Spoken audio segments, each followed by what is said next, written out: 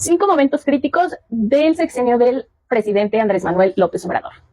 Y aunque estamos a una semana de vivir un momento histórico en nuestro país, el fin del sexenio del presidente Andrés Manuel López Obrador y la toma de protesta de la primera presidenta de México, la realidad es que tenemos que recordar qué es lo que sucedió durante el gobierno del actual presidente de la República.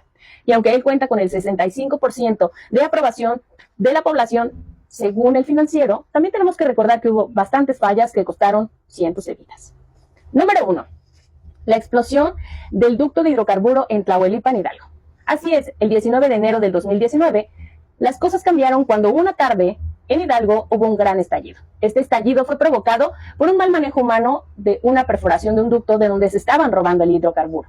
Sin embargo, esta fuga, una simple fuga, se salió de control y terminó siendo una fuente, una gran fuente en la que cientos de personas se acercaban para poderse llevar un poco del hidrocarburo de manera gratuita. Aunque esto era un gran delito y es un delito, la realidad es que no hubo poder humano que hiciera entender a los pobladores que estaban sus vidas en riesgo. Sin embargo, a las 6:58 de la tarde las cosas cambiaron cuando la concentración de gases por fin hizo explotar ese ducto. Y lamentablemente hubo al menos 137 decesos y cientos de videos que nos mostraron con atrocidad lo que había sucedido para esas familias. Sin embargo, aunque el presidente de la República minimizó el tema, la realidad es que este iba a seguir siendo un tema en todo su gobierno. Número 2. La pandemia, el COVID-19. Esta enfermedad que apareció de la nada, pero que además fue una pandemia mundial, que nos cambió la vida a muchas y a muchos. Sin embargo, al gobierno de Andrés Manuel López Obrador le dejó muy claro que solo bastaba una pandemia para colapsar todo su sistema de salud. Entre 2019 y 2021, según los datos que hay, al menos 5 millones de personas tuvieron deceso por temas de COVID. Sin embargo, esta enfermedad nos dejó claras todas las carencias que había en cada hospital que tenía que ser administrado con recursos públicos. Sin embargo, el gobierno de Andrés Manuel López Obrador nunca fue eficaz a la hora de diseñar estrategias para poder reducir los fallecimientos de las personas a raíz de contagiarse de COVID-19. Y aunque el gobierno federal, a voz de Hugo López-Gatell, se esmerara en decir que únicamente 300,000 mexicanos habían fallecido a raíz de la pandemia, la realidad es que hubo una comisión independiente de personas que atendían a personas con COVID y ellos al menos tenían una cifra de 800,000 personas. Recordemos que las funerarias también estaban colapsadas por este mismo tema y los hospitales estaban totalmente saturados. Incluso hubo estados como en Puebla en donde tuvieron que adaptar algunos espacios para poder seguir atendiendo y salvando muchas vidas. Así es, aunque ellos te digan que ya somos Dinamarca, la verdad es que estamos muy lejos de serlo y tal vez si viviéramos en la misma dimensión alterna donde viven ellos, donde todo es perfecto, seguramente menos vidas se hubieran perdido. Número 3, el Culiacanazo, este famoso Culiacanazo. Ese 5 de enero del 2023, cuando se reportó la captura de uno de los hijos del famoso personaje del crimen, del Chapo Guzmán. Así es, hubo narcobloqueos y hubo enfrentamientos en Culiacán, ¿no? Eso parecía una guerra. Sin embargo, recordemos que bajo el operativo de la Secretaría de la Defensa Nacional, pues ellos dicen pues que lograron detener por fin a uno de los hijos de este máximo capo.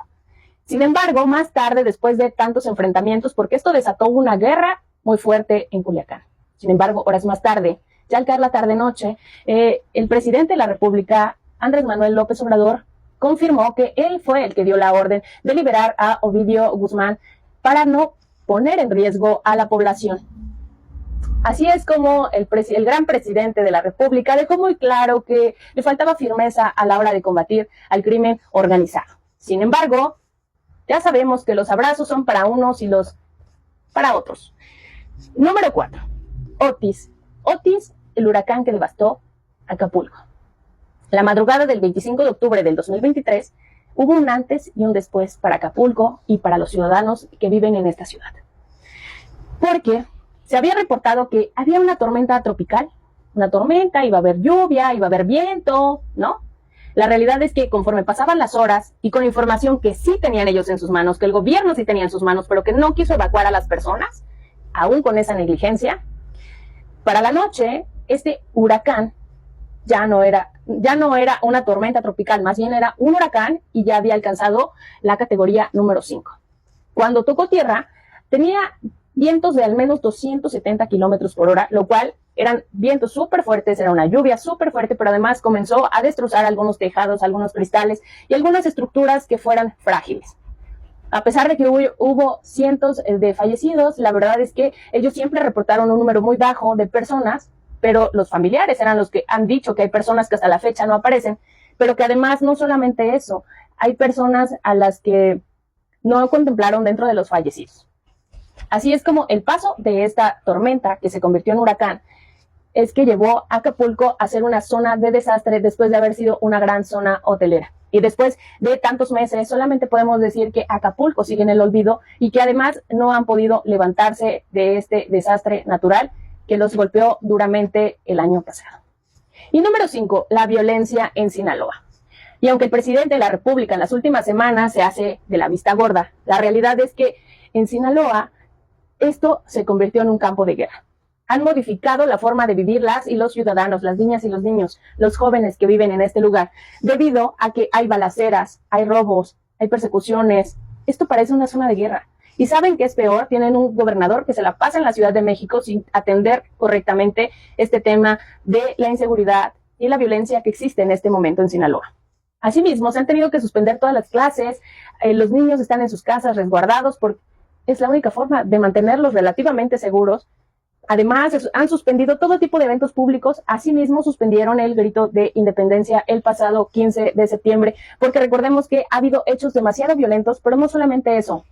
Muchos solamente dicen que es un enfrentamiento entre células delictivas. Sin embargo, salió hasta la Secretaría de la Defensa Nacional a decir, pues es que todo esto pasará cuando se dejen de pelear. Ah, no, pues muchas gracias. Nos queda claro que en temas de seguridad están igual o peor que antes. Y la realidad es que, aunque quieran llevar a la Guardia Nacional a ser parte de la Secretaría de la Defensa Nacional, sabemos que la corrupción está en estas mismas instituciones y hagan lo que hagan con sus reformas, este tema de la inseguridad no cambiará. Necesitamos una mano firme. Sin embargo, estos son los 5 episodios que para mí son los que marcaron el sexenio del actual presidente Andrés Manuel López Obrador. Seguramente ustedes tendrán otro criterio y espero que me lo dejen en los comentarios.